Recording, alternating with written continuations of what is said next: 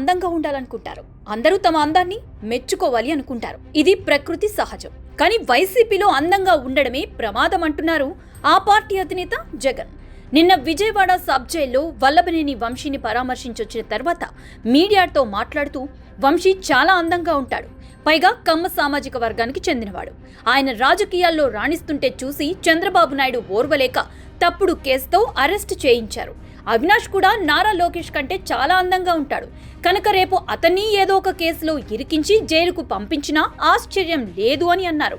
కొడాలి నాని కూడా చక్కగా చంద్రబాబు కంటే బాగుంటాడు అని బాబుకి ఆక్రోశం అంటూ ముసిముసి నవ్వులు నవ్వుకుంటూ చెప్పేశాడు. వంశీని ఎందుకు టార్గెట్ చేస్తా ఉన్నారు అనేది చంద్రబాబు నాయుడు గారికి వంశీని చూస్తే తన సామాజిక వర్గం నుంచి ఒక వ్యక్తి ఎదుగుతున్నాడు.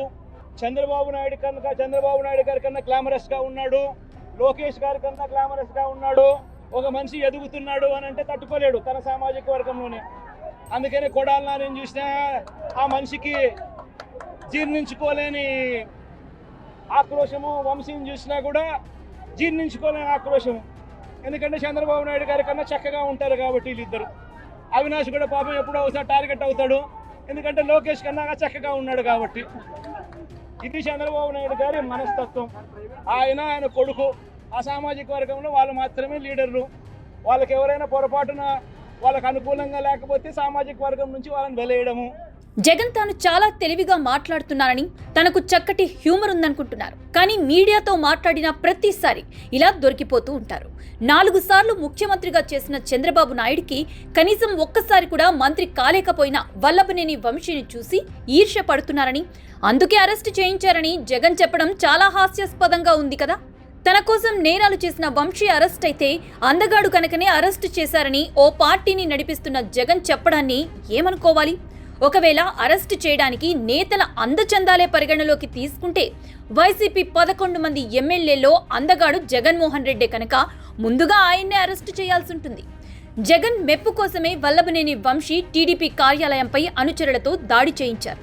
ఆ కేసు నుంచి బయటపడ్డానికే పోలీస్ స్టేషన్లో తమపై ఫిర్యాదు చేసిన టీడీపీ కార్యాలయంలో పనిచేసే సత్యవర్ధన్ని కిడ్నాప్ చేసి బెదిరించారు. అంటే వంశీ 2 తీవ్రమైన నేరాలకు పాల్పడ్డారన్నమాట. పోలీసులు ఈ 2 నేరాలు నిరూపించుకోగలిగితే వంశీకి జైలు జీవితం తప్పదు. అయినా జగన్తో సహవాసం చేసిన వారు ఎవరైనా తప్పనిసరిగా జైలుకు వెళ్లిరాక తప్పదని వంశీ అరెస్టుతో మరోసారి నిరూపితమైంది. రేపు కొడాలి నాని, పేర్ని నాని, అవినాష్ అందరూ జైలుకు వెళ్తారని జగనే చెప్తున్నారు కదా. అయినా జైల్లో వంశీని పరామర్శించింది వంశీపై ప్రేమతో కాదని, చంద్రబాబుని విమర్శించడానికి ఒక అవకాశం వచ్చింది కాబట్టి పరామర్శ పేరుతో వచ్చి చంద్రబాబు, లోకేష్ ని విమర్శించడమే లక్ష్యంగా విజయవాడ వచ్చారని వైసీపీ నాయకులే సెటైర్లు వేసుకుంటున్నారు. అసలు తన ప్రభుత్వంలో టీడీపీ ఆఫీస్ పై దాడే జరగలేదని, జరగనిది జరిగినట్లు చెప్తూ కేసులు పెట్టారని జగన్ వ్యాఖ్యానించడం చూస్తే పేపర్లలో రాసింది చదవటం తప్ప కాస్త కూడా వాస్తవ పరిస్థితులపై అవగాహన లేదన్నది స్పష్టంగా కనిపిస్తుందని ప్రజలు ఎద్దేవా చేస్తున్నారు. ఇక ఈ కేసుకి మూలమైన గన్నవరం టీడీపీ ఆఫీస్ వైపు కూడా ఎలాంటి దాడి జరగలేదని, టీడీపీ వారే దాడి జరిగినట్లు ఊహించుకుని కేసులు పెడుతున్నారని వ్యాఖ్యానించడం జగన్ మానసిక పరిస్థితిపై పలు అనుమానాలు రేకెత్తిస్తున్నాయి.